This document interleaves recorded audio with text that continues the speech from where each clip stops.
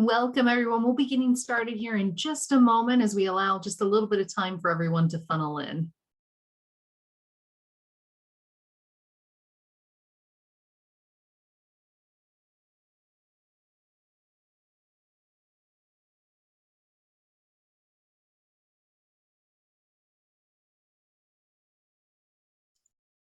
Great. Well, welcome, everyone. I have such the pleasure this afternoon to welcome you to our afternoon plenary featuring the Peace Catalyst and Local Peacebuilder Award presentations and our afternoon keynote, The Frontlines of Peace with Severine. I am deeply humbled and appreciative of the commitment and achievement of the individuals you will hear from and about during this session.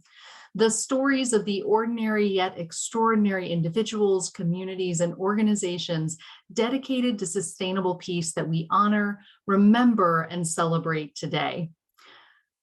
So with that, I'm happy to begin this session sharing a video presenting the 2022 Rick Love Peace Award, honoring those who creatively cross divides to build peace and exhibit the tremendous character and courage displayed by Dr. Rick Love, the late founder and president of Peace Catalyst International.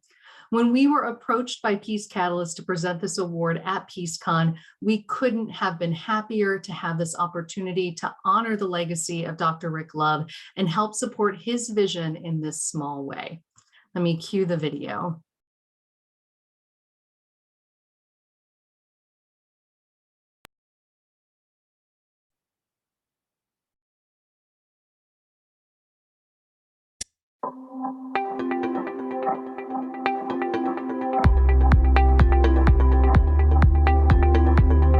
The Reverend Dr. Rick Love was a courageous leader of peacemaking, particularly in the evangelical Christian space. He saw the challenges that lay ahead in evangelicalism back in 2010 and moved to address them by establishing our organization, Peace Catalyst International. Rick worked as a theologian and a practitioner to help Christians understand and cross lines of difference with their Muslim neighbors. Today, we recognize his contributions and honor his memory with the very first Rick Love Peace Awards. Hi, I'm Dave Robinson, and on behalf of PCI, I'm delighted to announce Miroslav Wolfe is this year's recipient of the Rick Love Peace Award. Miroslav Wolfe is a Croatian Protestant theologian and professor of theology at Yale Divinity School. He also leads the Yale Center for Faith and Culture, where he gathers Christians and Muslim leaders together to resolve conflict and to work for the common good. In memory of Rick Love, PCI recognizes and celebrates Miroslav's scholarship, leadership, teaching, writing, and public speaking to motivate people of faith and no faith to work together for the common good and encourage interreligious cooperation for peace. Please join me in congratulating Miroslav Wolfe. For many years, Rick Love has embodied peacemaking. He has tirelessly sought to bridge gulfs of difference and enmity between people, especially between Christians and Muslims. I have admired his work from afar for a long time, but I have come to experience it also from close up while he worked for a brief period with the Yale Center for Faith and Culture, which I direct. And this greater familiarity with his work has only increased my admiration for him. It is very appropriate that a Peace Award has been established in his name, and I am delighted to be one of its recipients this year.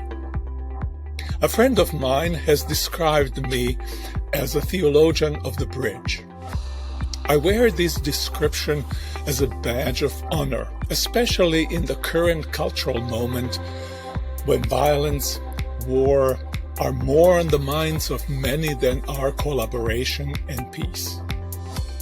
I owe my commitment to bridge building to two individuals. One is my father. As an 18-year-old young man, he discovered God, or God discovered him, on a death march.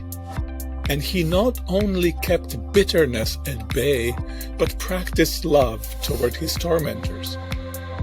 The other is my nanny. Even though her husband was killed and all her possessions were lost during the war, she was still the most genuinely joyful person I have ever known, with a song always in her heart. The two of them deserve the Peace Award that I am today receiving more than I do. It is to people like my father and like my nanny that I look for inspiration and guidance for the work of peace building and healing that we need today. On behalf of Peace Catalyst International and Rick Love, my late husband, I am delighted and honored to introduce Hurunessa Faryad as this year's recipient of the Rick Love Peace Award. Hurunessa, your achievements are outstanding in the area of peacemaking. You are the head of outreach and multi-faith initiatives at the Adams Center in DC. You are a thoughtful and intelligent communicator. Your Sister Act podcast that you founded and now co-host, along with the numerous interviews that you have given along the way, have just really inspired me personally and informed me too. So thank you for that. When we first met you, Hurunessa, my husband and I, Rick, we were so impressed with your character and your competence. We loved you. And it was such a privilege to have been able to work with you over the past few years. You are a beloved friend and colleague of Peace Catalyst International. You, Hurunessa, represent, I think, the best of faith peacemakers. So it is my delight, Hurunessa, to give to you the Rick Love Peace Award. Assalamu alaikum wa rahmatullahi wa barakatuhu. So much to say, so little time to talk about Pastor Dr. Rick Love. The first time I met him, he welcomed me with open arms, with a smile on his face, and always making sure that the needs of the Muslims at the event were met. He was a man of God, loving, caring, loved everyone around him, and you could see that on his face. Although my interaction with him was short, he always called me up and asked me how I was doing and following me on social media, always encouraging me to do more and to keep it up, and that as a woman doing this type of work, it's extremely important for our voices to be heard. So he's definitely one of the driving forces in the work that I'm doing. But he is so missed. I miss him calling me and asking me to pray for him. Even though I'm not clergy, he always made sure that I felt loved by him. And I don't really get that a lot from people, and I don't think everyone does. It's something that you definitely have to have within you to do that, to reach out to other people, and he definitely did that. Even as a leader, he showcased that to other people to follow and to take those steps and to be that type of person. And he is truly missed, but I've learned so much from his work, and I'm looking forward to see what his legacy will bring out into the future in the work of peace building. I'm so honored to be the recipient of this award as a first Muslim recipient of the Dr. Rick Love Peace Award. It means so much to have my name tied to his name, and I want to thank you so much for honoring me with that blessing. Thank you. The Rick Love Young Innovators Awards are presented to Halima Ahmad and J.P. Lutz. Halima is a graduate student at the University of Notre Dame.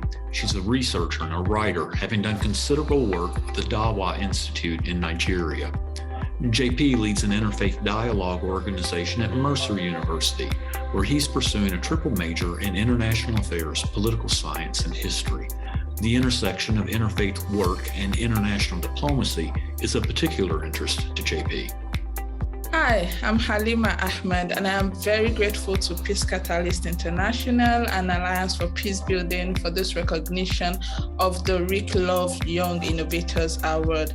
Over the last 6 years of my work at the Dawa Institute, I've been working at the intersection of building resilience against violent extremism, promoting interreligious harmony, gender justice, and human rights. Desmond Tutu once said, "Do your little bit of good wherever you are, for it is those little bits of good put together that overwhelm the world." Thus, I co-founded Acres of Peace last year to serve as a platform for empowering individuals and communities to live a prosperous life and promote a just and peaceful society. I invite you to join me on this journey of building peace on the very acre that you already occupy. Thank you very much. Thank you very much. Thank you very much. Hello, my name is Alexander John Paul Lutz, and I am a student at Mercer University, majoring in international affairs, political science, and history. I'm honored to have been selected to receive the Rick Love Young Innovators Award. I'd like to extend my gratitude to Peace Catalyst International for this award and for the great privilege of attending this year's PeaceCon. With their assistance, a new generation of peace builders is being raised. It is thanks to that I will be able to continue developing my passion for peace building into a lifelong vocation.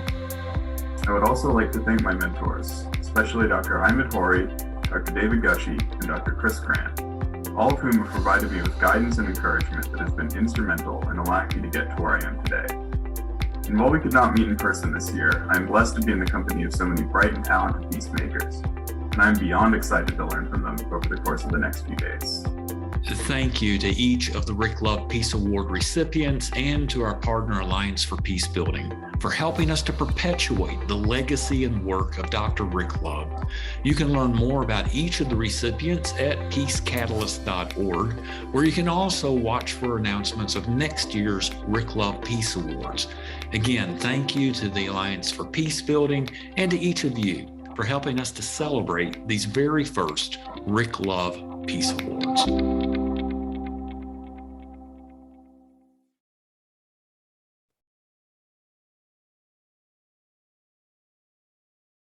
Well, I'm certain everyone is as inspired as I am today.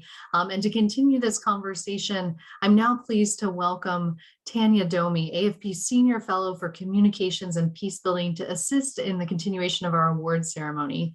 Tanya is a peace builder, a human rights defender, a communication wizard, and on top of all of that, an adjunct assistant professor of international and public affairs at Columbia University and a faculty affiliate of the Harriman Institute, where she teaches human rights and international relations in the Western Balkans to help inspire the next generation of peace builders.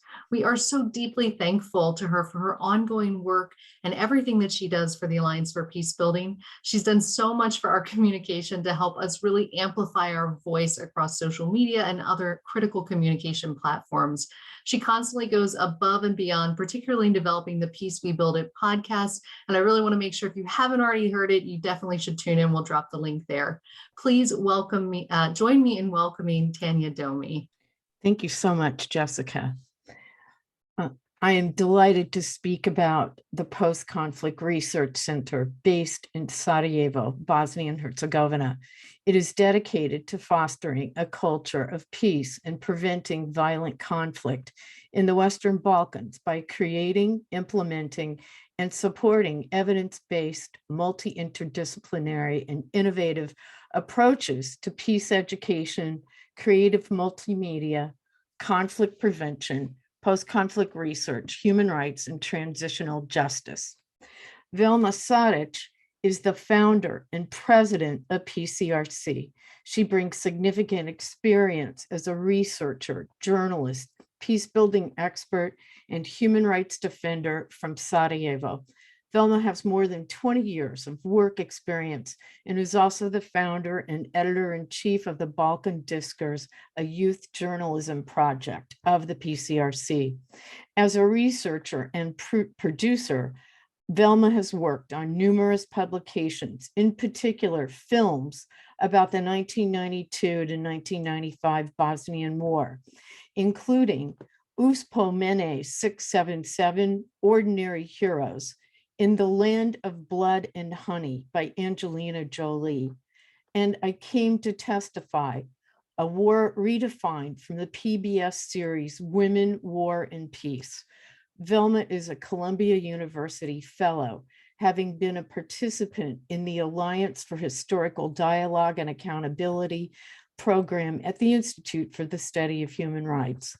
She is also a fellow of the Robert Bosch Foundation and Global Post Ground Truth Project. This is personal for me. I joined Pcrc 5 years ago, and Vilma is my friend. She is deeply committed to human rights and a clear, above and aboard peace-building professional. I met her and heard of her because of her innovative work. She has prodigiously worked to advance peace in the aftermath of a war that has been characterized with extreme brutality, in which 110,000 people died and created more than 2.5 million refugees. Indeed, the International War Crimes Tribunal in The Hague found that a number of people and activities engaged in genocide, principally against Muslims.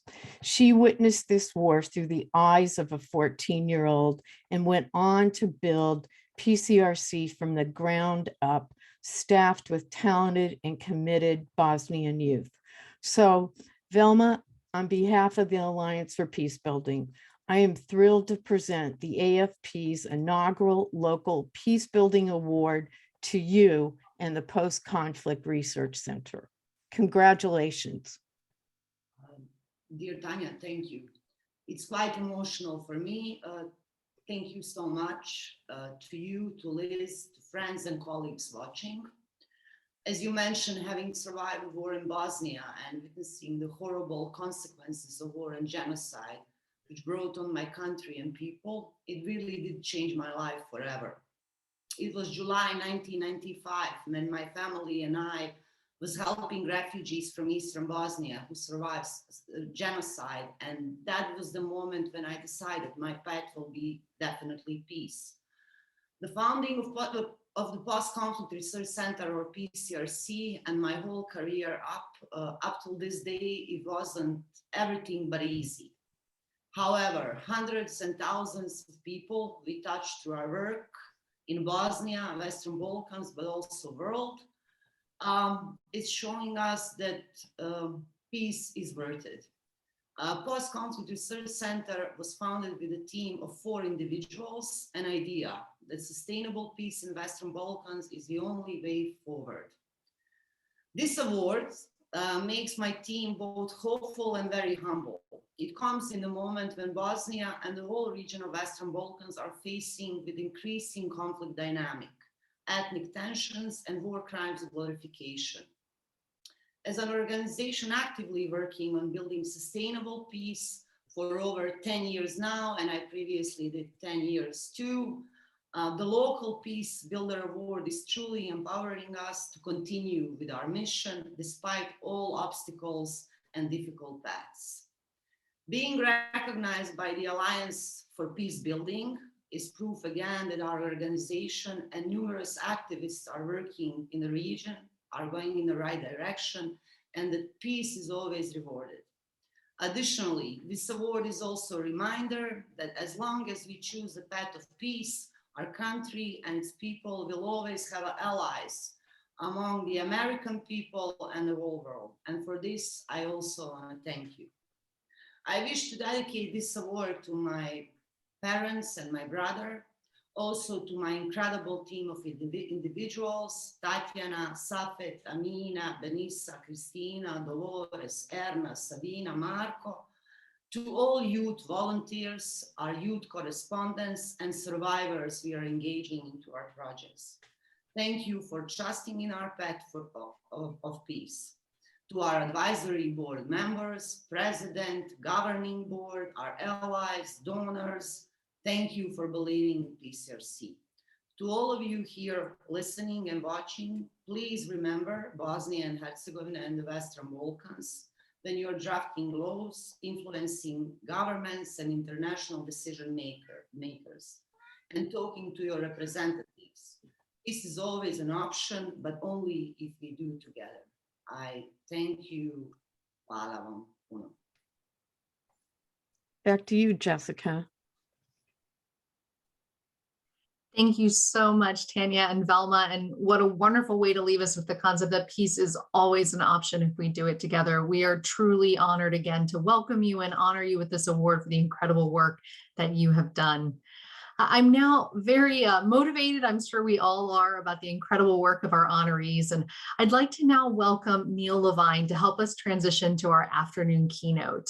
Neil is the board chair of CDA Collaborative Learning Projects, and with over 30 years in federal service in the executive branch, on Capitol Hill, and of course within USAID, he truly embodies the values of public service. His impressive career at USAID helped put democracy, peace building, and conflict prevention on the map. And as a champion of the field and truly a great friend and supporter of AFP and peace building writ large, he's been acting as a phenomenal coach even before he became a certified professional coach, advising individuals and groups on setting the conditions for success. Please join me in welcoming Neil and the start of our afternoon keynote plenary. Thank you so much, Jessica. It's a high honor and a distinct pleasure to introduce our keynote speaker, Severine. My name is Neil Levine, and I am the board chair of CDA Collaborative Learning in Cambridge, Massachusetts. CDA is pleased to claim Severine as a member of our advisory council. Many of you know Severine from her scholarship, policy advocacy, and thought leadership. We know her as a powerful voice that speaks truth to power with passion, energy, and impact. Her latest book, The Frontlines of Peace, An Insider's Guide to Changing the World, has been more.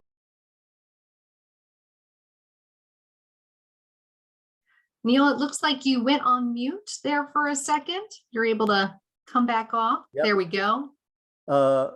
Severine's book last week was selected one of January's top 5 books by International Affairs. Severine is an award-winning author, peace builder, and researcher, as well as professor and chair of political science at Barnard College at Columbia University. She's been featured in major media outlets, including the New York Times, the Washington Post, Foreign Policy, and the International Herald Tribune. Severine, for this audience and those who have followed your career, we admire you for your unflinching analysis and your commitment to deep listening. You find and then amplify the voices at the far edge of conflict, and then bring back their powerful message to practitioners, policymakers, and the next generation of peace builders. On behalf of the Alliance for Peace Building, it's my pleasure to welcome Severine Autesserre. Thank you so much, Neil, for this very kind introduction. Thank you, Jessica, for organizing this session. And thanks to all of you for joining us today. The fact that PeaceCon is honoring local peace builders like Velma and like everybody we've seen during the first 15 minutes of this session makes this year's conference really, really special. And so it's an absolute honor and pleasure for me to be here. It's also, I'm trying to share my screen with you. It's also a wonderful opportunity to talk with you about my latest book, The Frontlines of Peace, if I can show you my slides, which should be on right now. Because The Frontlines of Peace is a book about hope. It's a book about the ordinary and yet extraordinary individuals and communities who have found effective ways to confront violence, just like Velma has done, and just like the peace builders whom you saw 2 minutes ago, 5 minutes ago, 15 minutes ago have done. And so to start, I'm going to tell you another story about these kinds of people. And it's a story that takes place in Congo, in the midst of one of the deadliest conflicts since World War II. In 2004, a little boy named Luca was kidnapped and he was forced to work for an armed group and for rebels, like the ones you now see in my photo. And Luca was so small at the time that he couldn't even hold a rifle. So his commanders would march him up front as a human shield. Somehow Luca survived, and after 3 years with the armed group, the militia commanders released him and they sent him back home to his mother, Justine.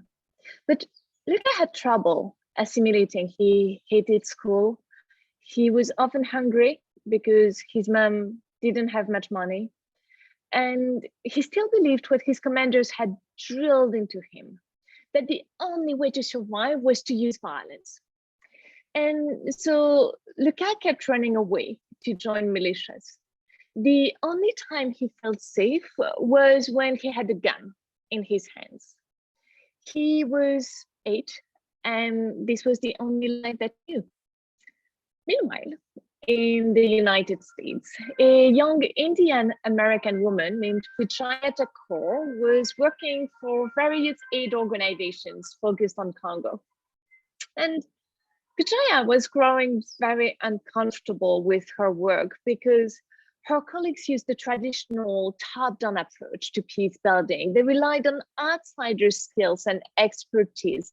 And as a result, they ended up harming the very people they wanted to help. So for instance, most of them believed that violence in Congo was due to the illegal exploitation of minerals like coltan, which the young men in my photo are mining. So they spent their time and efforts for new laws on conflict minerals, but the new legislation cost many vulnerable people their jobs, and these people then had to join armed groups in order to survive. So whenever Vichaya traveled to Congo, she started asking ordinary citizens what they believed would lead to peace, and that's a photo of her doing just that. And eventually, she decided to try something in the village where Justine and Luca were living.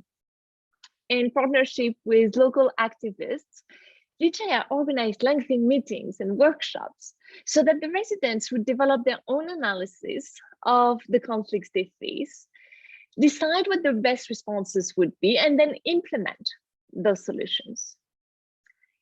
And the first part of the plan that the villager came up with was for Vichaya and her fellow activists to give out $40 each to a few village women, including Justine, who used the money to start small businesses like tailoring and donut shop, businesses of the kinds you see in my photo.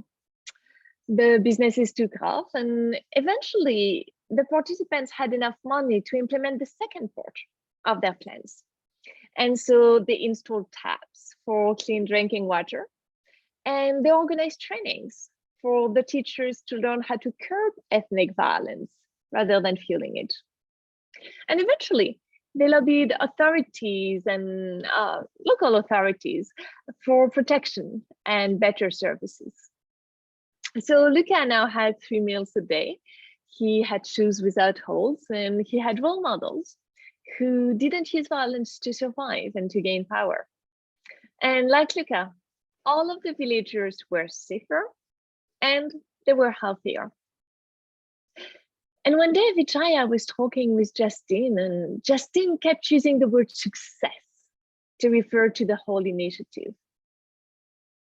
It was because Luca had turned 13, and for the first time in his life, he was speaking in the future tense.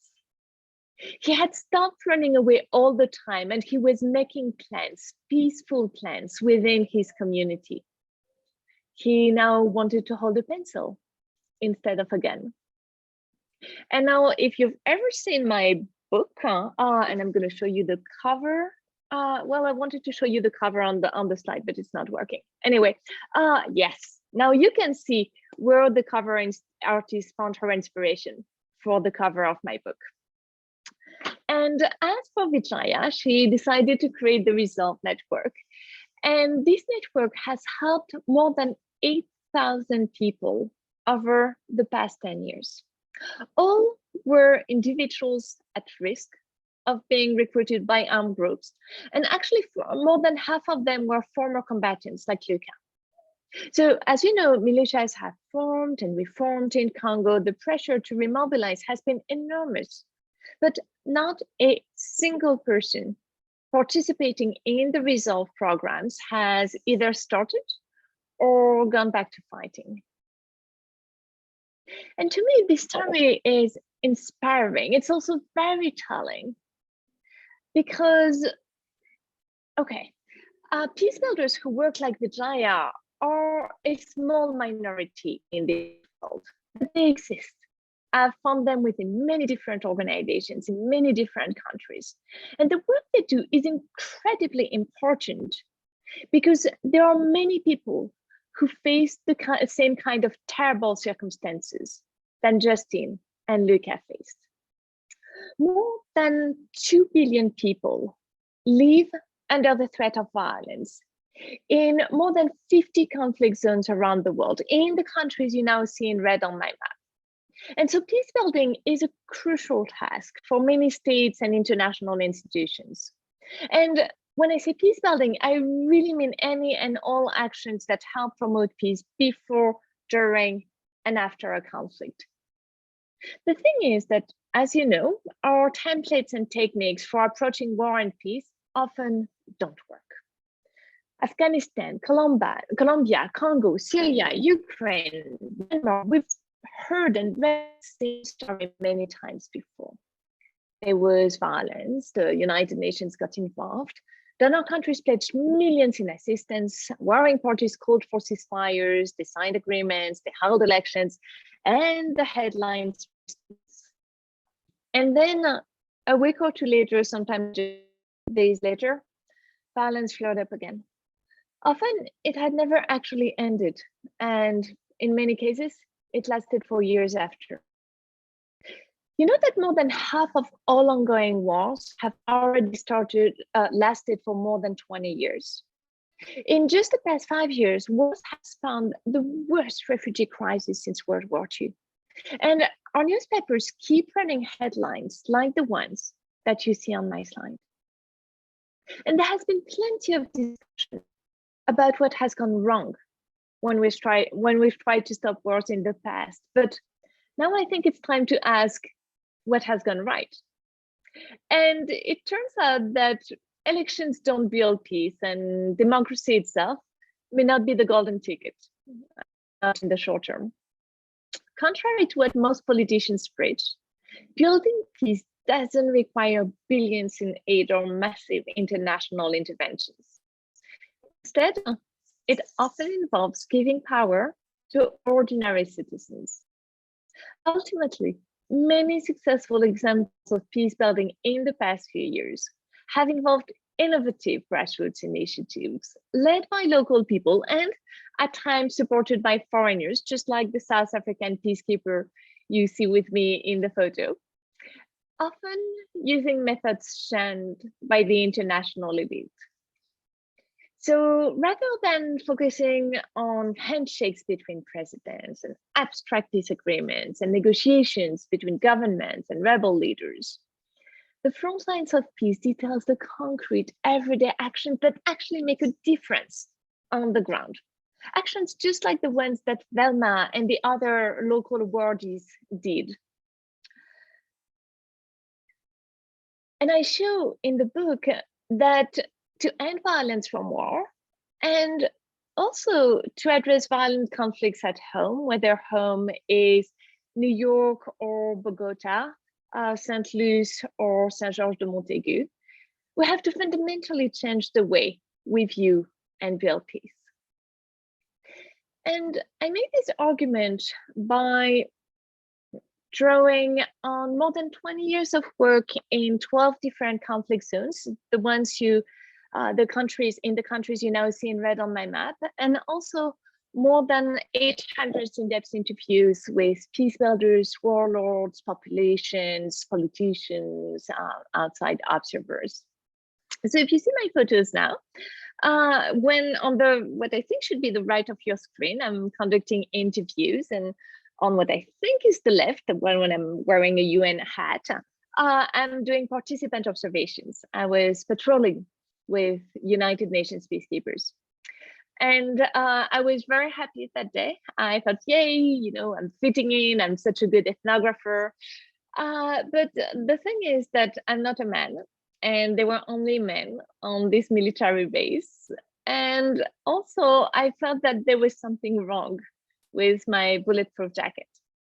I went patrolling with the peacekeepers for several hours, and the bulletproof jacket was heavy and it was uncomfortable and didn't protect my heart or any of my vital organs. And it's only when we were back to the base that one of the Indian officers came and said, you've been wearing it backward.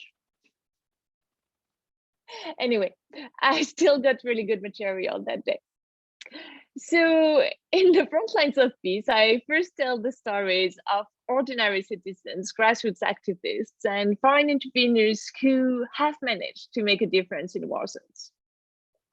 Building on these stories, I describe the limitations of the conventional ways to build peace, which I call Peace Inc., and which relies on governments, elites, and foreign peace builders, and usually exclude ordinary citizens and grassroots activists.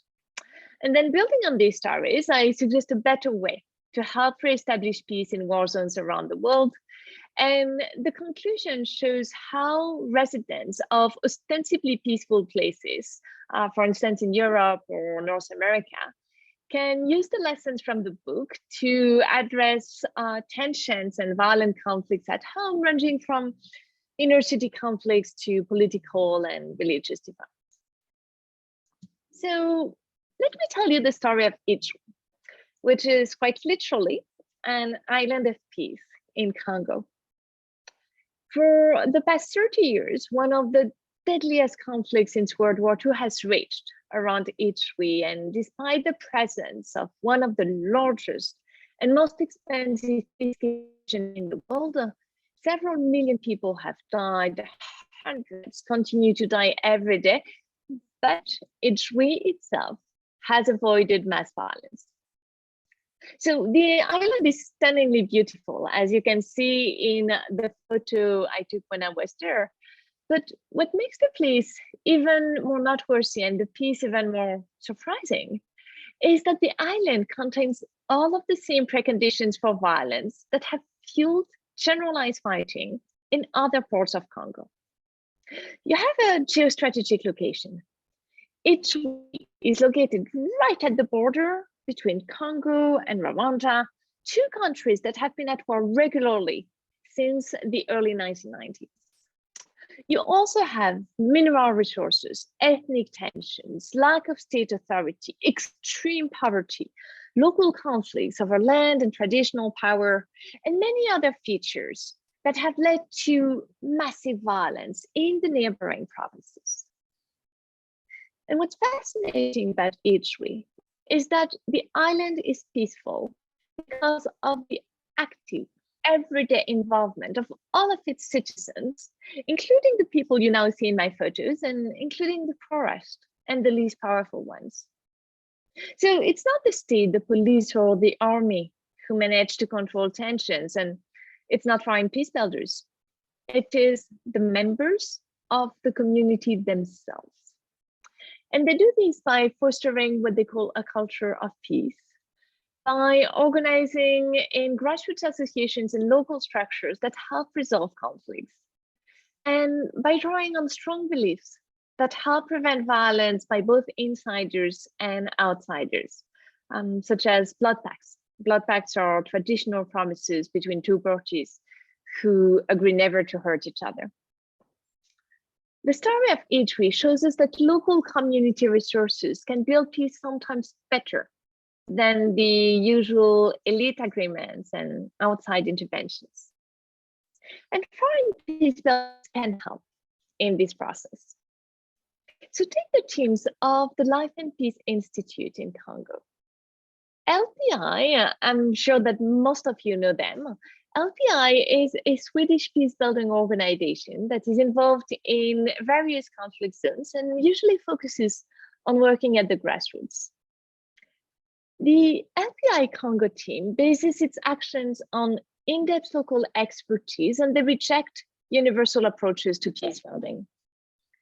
They rely on local employees supervised by a few foreigners, and these foreigners often have extensive pre-existing country knowledge. LPI doesn't implement programs directly.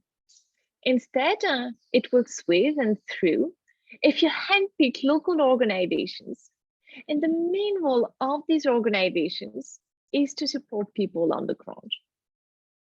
These local organizations empower ordinary citizens to develop their own analysis of their community's conflict, decide what the best responses would be, like for instance, they're doing in the photo on my slide, and then implement the solutions.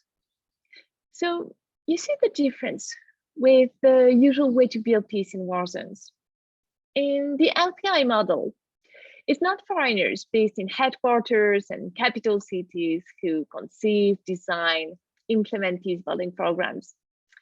It's not national or provincial elites either, and it's not the state or the government.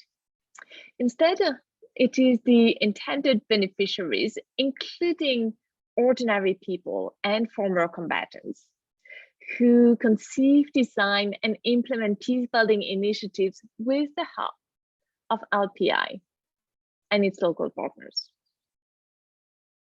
And I'm going to give you a concrete example so that you can see how this actually works in practice. So for years, there was a deadly conflict in the Ruzizi Plain in eastern Congo, and it led to a lot of death, a lot of suffering, and the involvement of local militias, Congolese armed groups, and even the Rwandan government. And in 2004, 3 Congolese organizations decided to help address this conflict with the help of LPI. And so for 3 years, they focused on understanding what the problem was. They organized a lot of large and small meetings, and in these meetings, they included everyone: ministers, soldiers, rebel leaders, army officers, farmers, civil society activists, women's groups, etc.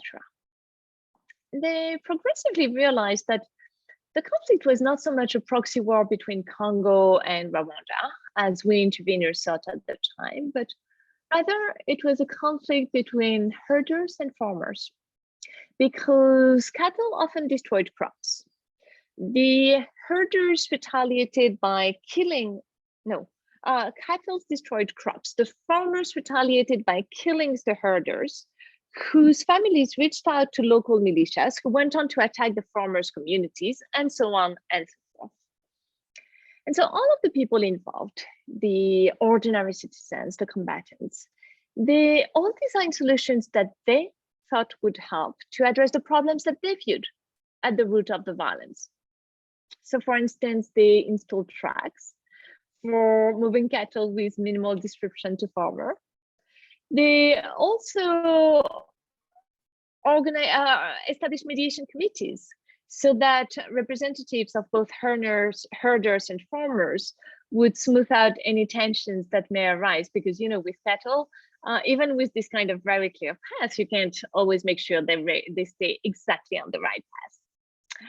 And so, to make a long story short, while all of the other elite agreements and outside interventions had never really made a difference before, local residents saw tangible results once LPI and its local partners got involved.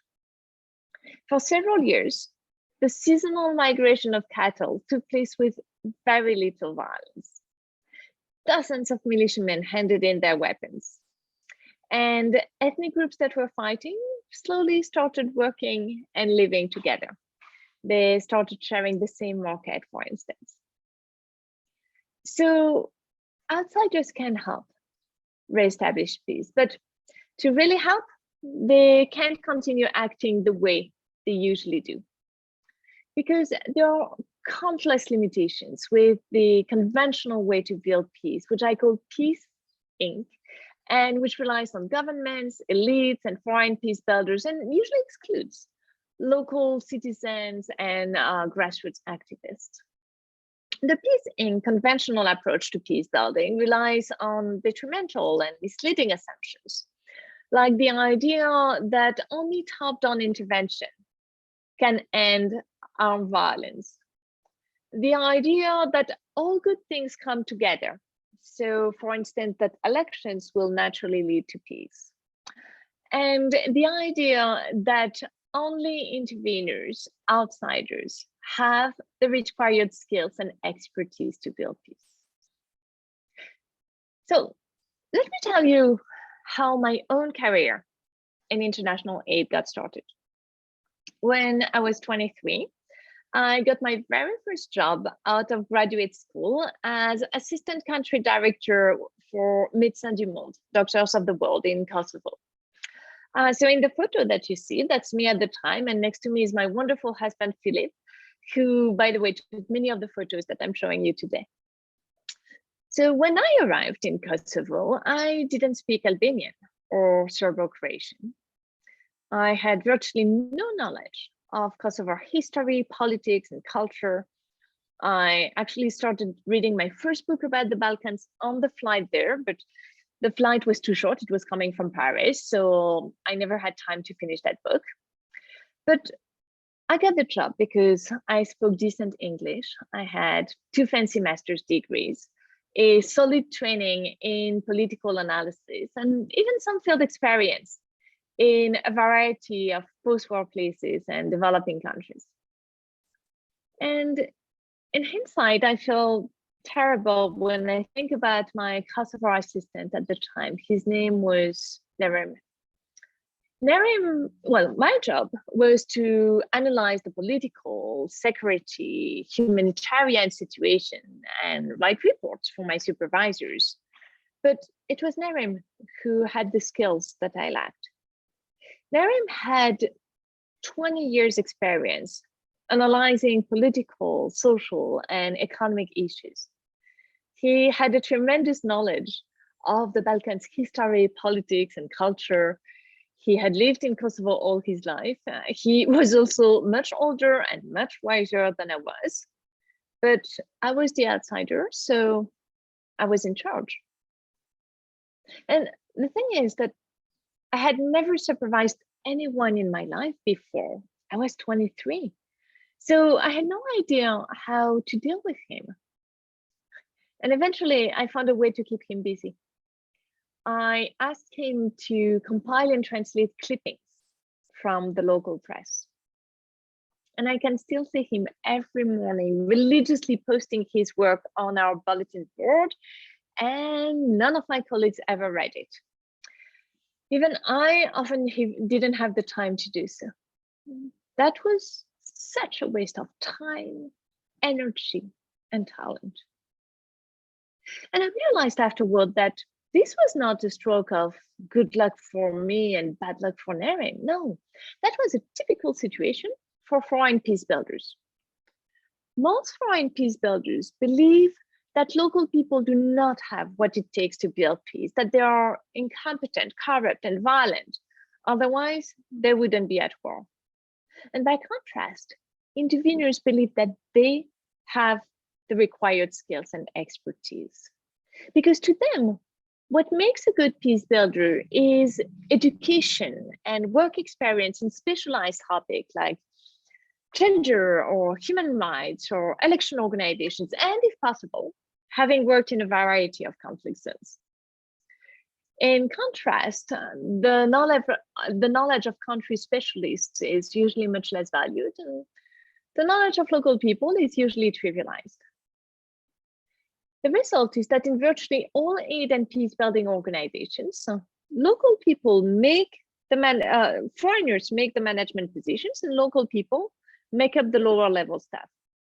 And the foreigners often don't speak the local languages, and they often have no in-depth understanding of local societies, cultures, and institutions, just like me in Kosovo. Sadly, the consequences are often disastrous. Well-meaning international efforts have led to an increase in violence in places ranging from Afghanistan to Congo. And I'm going to tell you a story that to me exemplifies all of that. In 2004, rebels took over the city of Bukavu in eastern Congo, the town you now see in my photo. And they went on a looting, raping, and killing spree. And I was there at the time. The situation was absolutely terrifying. And at a point, a little boy and his mother saw several soldiers enter the house just next to theirs. And they heard shouts and screams. It was obvious that their neighbor was about to be raped. So the little boy ran to seek help at the nearby peacekeeping base. But when he arrived, the soldier on duty was a Uruguayan peacekeeper who didn't speak Swahili and didn't speak French. The little boy was panicking. He tried and tried to communicate what was happening, but still the peacekeeper didn't understand. And finally, the soldier broke into a huge smile and he made a sign that, yes, I get it, wait. He went inside the base and he came back a few minutes later with a pack of cookies that he handed to the boy. Cookies. So yeah, interveners do not always understand what's going on, and relying on them exclusively can be really problematic. Another standard problem with our standard approach to peace is that many conflicts around the world revolve around political, social, and economic states that are distinctively local. And when I say local, I really mean at the level of the individual, the family, the clan, the municipality. So our usual top-down approach that relies on elites and governments cannot and is not and cannot be enough. And I realized that for the first time during one of my very first trip to Congo. In 2003, I met this woman who was my age. Her name was Isabel. And local militias had attacked Isabel's village. They had killed many men, they had raped many women, they had looted everything. And then they tried to kidnap Isabel, but her husband stepped in and he said, no, please don't take Isabel, take me instead. So he had gone to the forest with the militias and Isabel never saw him again. And the reason why militias had attacked Isabel's village was not linked to anything related to national and international tensions like the war between Congo. It was because the soldiers, the militias, wanted to take the land that the villagers needed to cultivate food and to survive. And Isabel's story has stayed in my mind all these years because it embodies the awful consequences of local conflicts that foreign peace builders so often ignore. And of course, I'm happy to elaborate on all of the problems with our standard approach to peace during the discussion if you're interested. But I want to use the 10-15 minutes that I have left to tell you how we can change that. Because I really think that we need to focus on success stories instead of always looking at issues, challenges, and failures. So these past few years, I've looked for cases of what I call unlikely peace, places where everything conspires to cause violence, and yet somehow you have peace, like in Italy. And I found places like that all over the world, in Afghanistan, Congo, Iraq, Israel and the Palestinian territories, Somalia, for instance, in the two villages where I took the photos you see now on my slide. And the example that I like best is the story of Somaliland. There is a really interesting contrast between, on the one hand, Somalia, which is extremely violent, has some of the highest rankings in some of the world's least desirable categories, most corrupt country, second most failed state, etc. And on the other hand, you have this autonomous region in the north of Somalia, named Somaliland, that went through a devastating independence war with Somalia in the late 80s and in the 1990s, a war that destroyed nearly 90% of the towns, some of which still haven't been rebuilt, as you can see in the photo I took when I was there just a couple of years ago. But for the past 20 years, Somaliland has experienced little violence, little terrorism, and it now has a well-functioning state, decent public services, as you can see in my photo of the capital, Hargeisa, and even some kind of functioning democracy. And of course, there are many reasons for the difference between Somalia and Somaliland.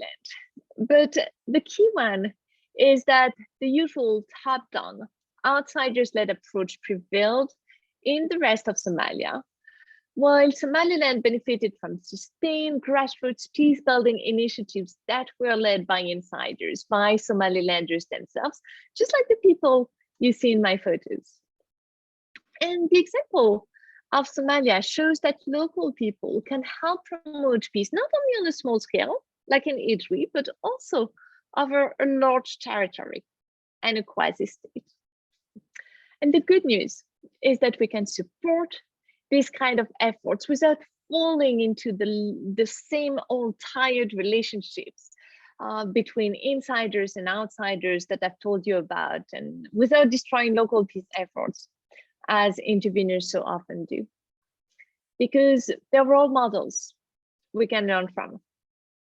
In my research, I've found a lot of original, out-of-the-box approaches by interveners who come from all over the world and work for very different organizations, but who have something in common, which is that they actually manage to make a difference on the ground.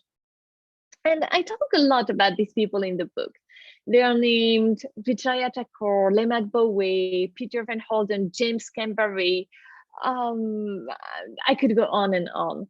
They really come from all over the world, and they work for very, very different organizations in very different countries. And most likely they work for the organizations of a lot of you on this call, webinar, Zoom session, whatever it's called. And I'm sure that you know many of them. So they're all extremely different, but they have a few things in common.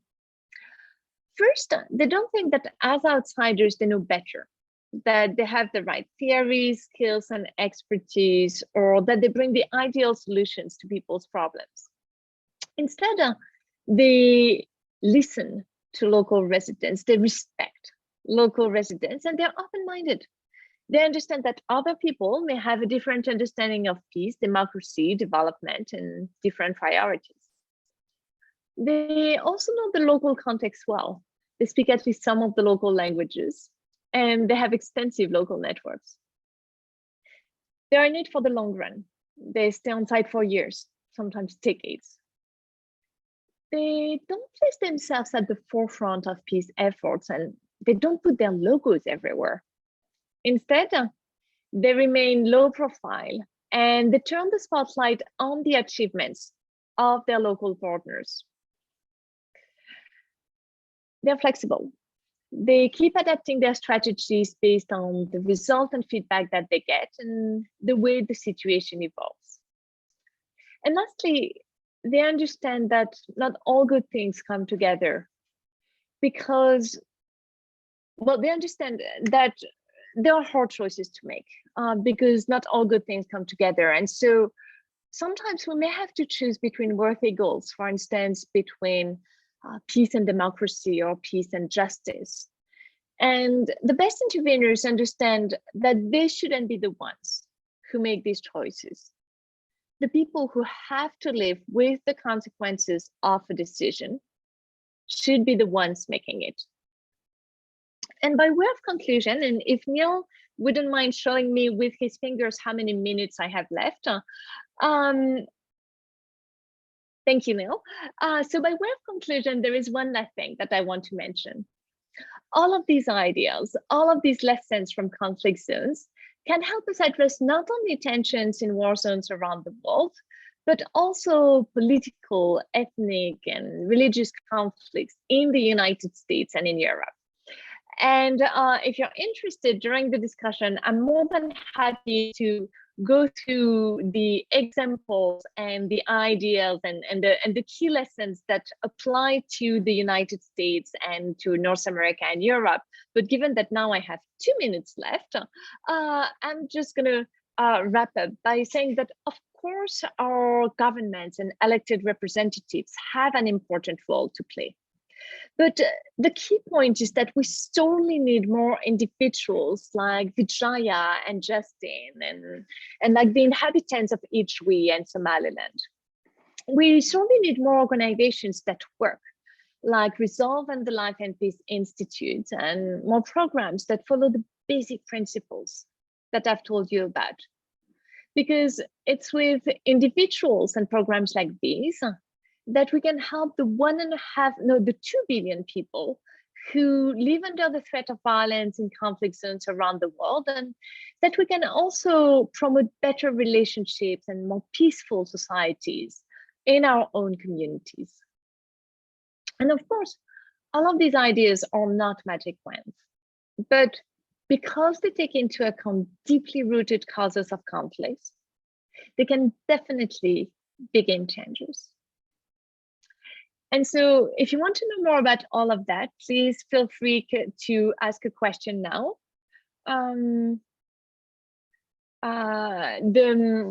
Apparently you can't see my screen anymore. So anyway, please feel free to ask a question now. Q&As are always my favorite part of these kinds of discussion. You can also follow me on social media, and I'm the most active on Twitter, but I also have the usual Facebook and Instagram account. You can find the full text on free access of all of my articles on my website, severineauthor.com, along with a lot of resources that you may enjoy. And if you can't see my screen, it's basically my name, severineauthor.com.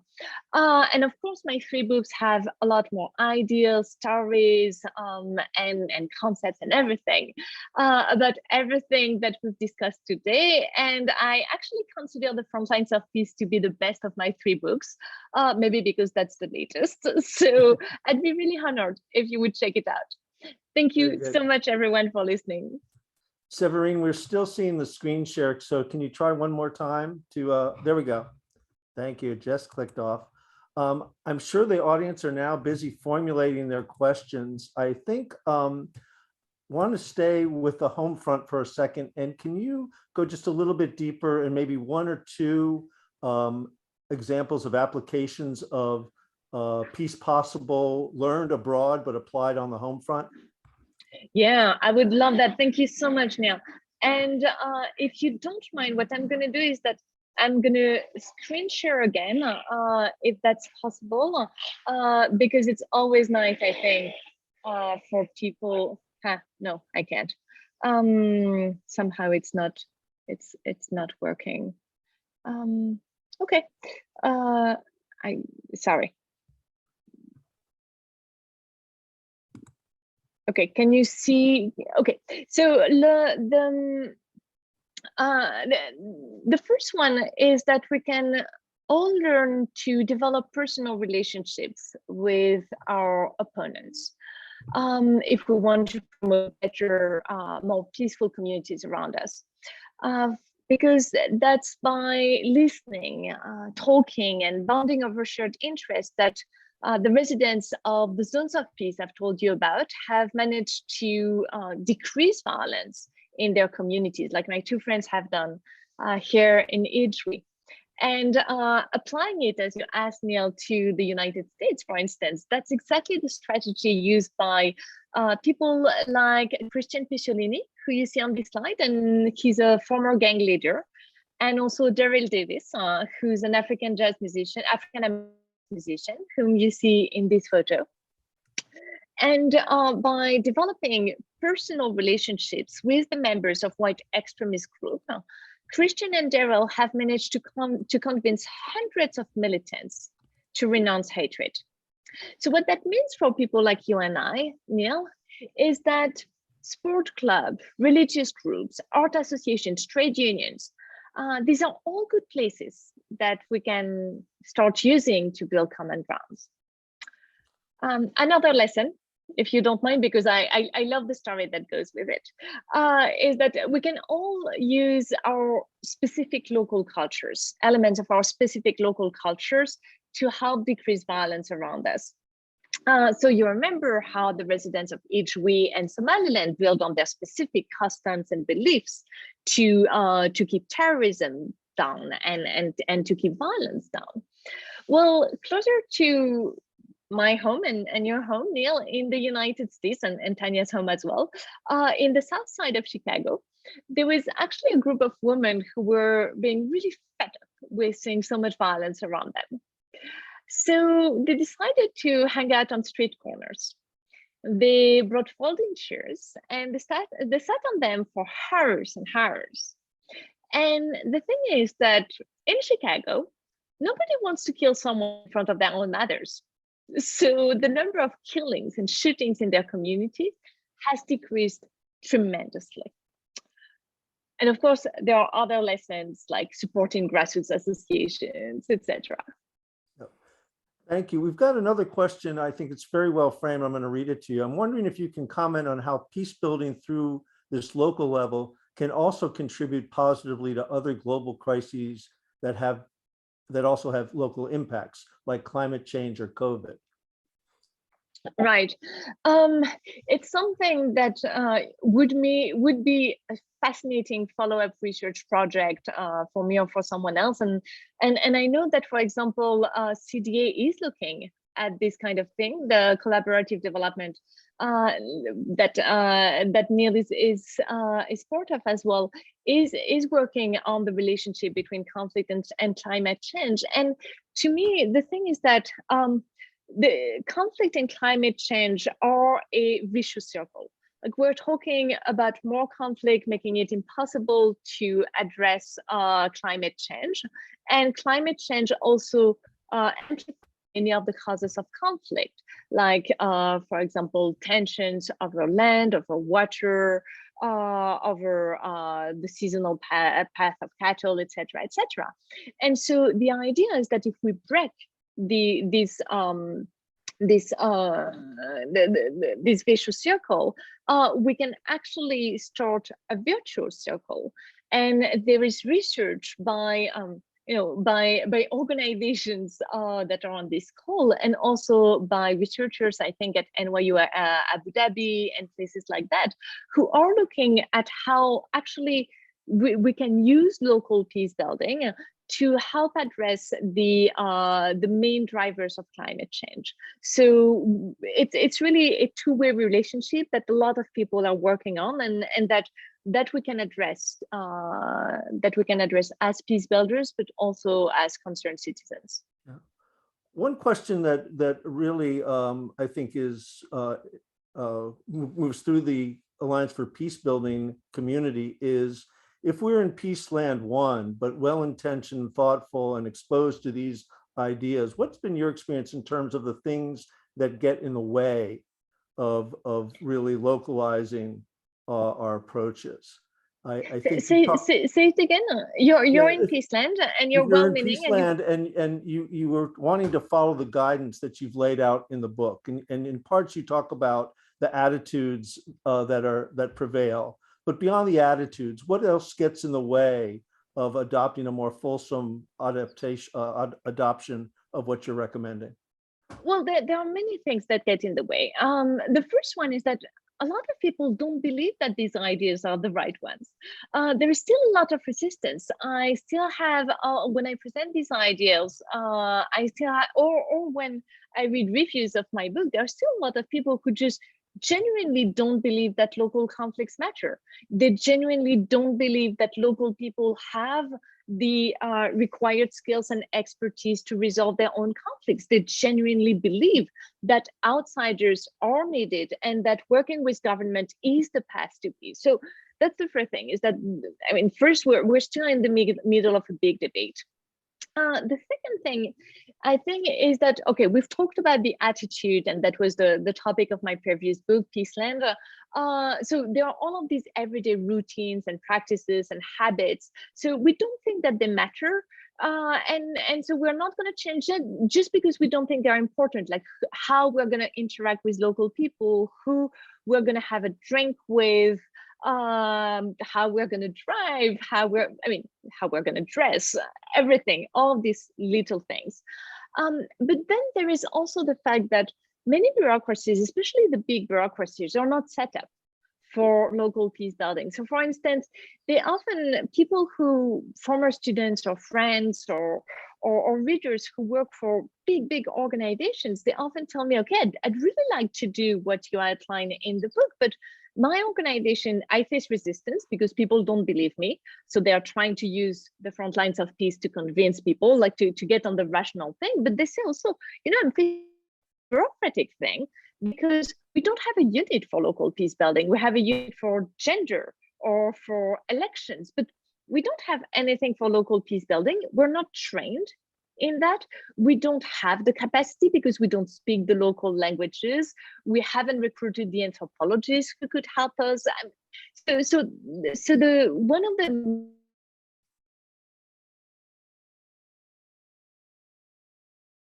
revising our way of working sometimes would require important organizational changes.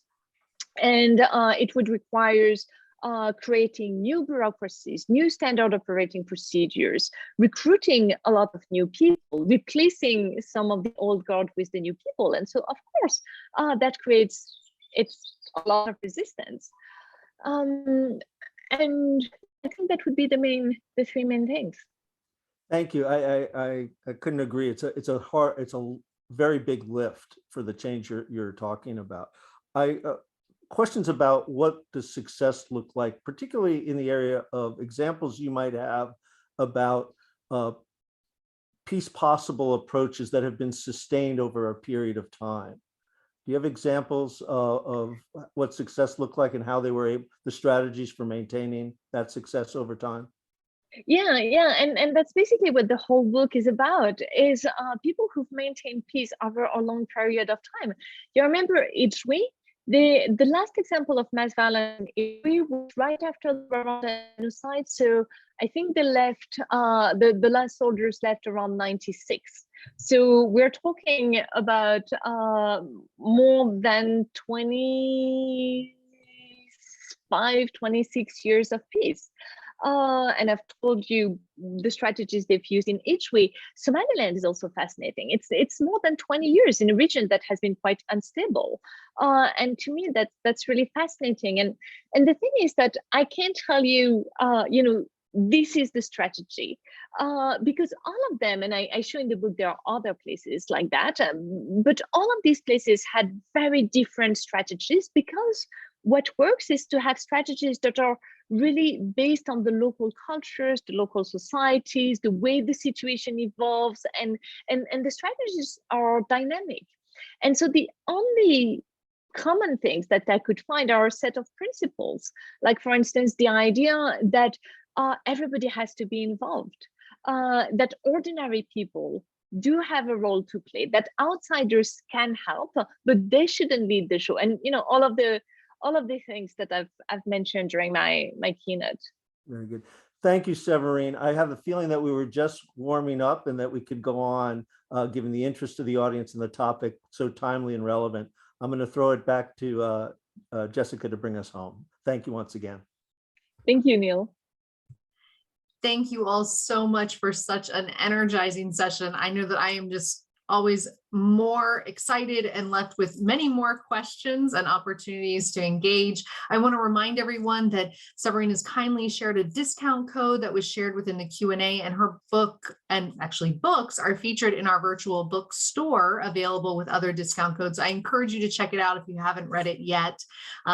I'd like to remind all of us that we do have and thank you, Neil, for demonstrating. We do have some concurrent sessions this evening. We have an evening set with additional incredible speakers directly following this session. I'd like to once again, thank our remarkable speakers, our honorees, our sponsors, and all of you for joining us as we rise to build peace on day 2 of PeaceCon. But we still have a lot in store for you on day 3 tomorrow, including a jam-packed agenda on how we can rise to meet the greatest challenges to peace and security of our time, including our morning plenary, which is going to be focused on renewing democracy and rebuilding America's disrupted democracy. I think it's a great follow-up, Severine, on what you were talking about, how we can bring this to the home front, and examples here. We also have our closing keynote tomorrow with best-selling science fiction author Kim Stanley Robinson, who's going to discuss practical solutions for how we can dodge a coming mass extinction event. I know we're all very excited to hear from him as well. So please take part in this conversation on social media using the hashtag #RiseToBuildPeace. We all were part of the activation this morning, and I encourage you to remain connected and keep sending out those pictures and tagging individuals and talking about what what peace building and what peace looks like to you. Check out our sponsor library as well. And as I already mentioned, our virtual speaker bookstore for great articles from all of our speakers, including Severine's amazing new book, Frontlines of Peace. Thank you all once again. Please join us and join me in thanking the full panel, all of our honorees, and I look forward to seeing you in the evening session. Thank you.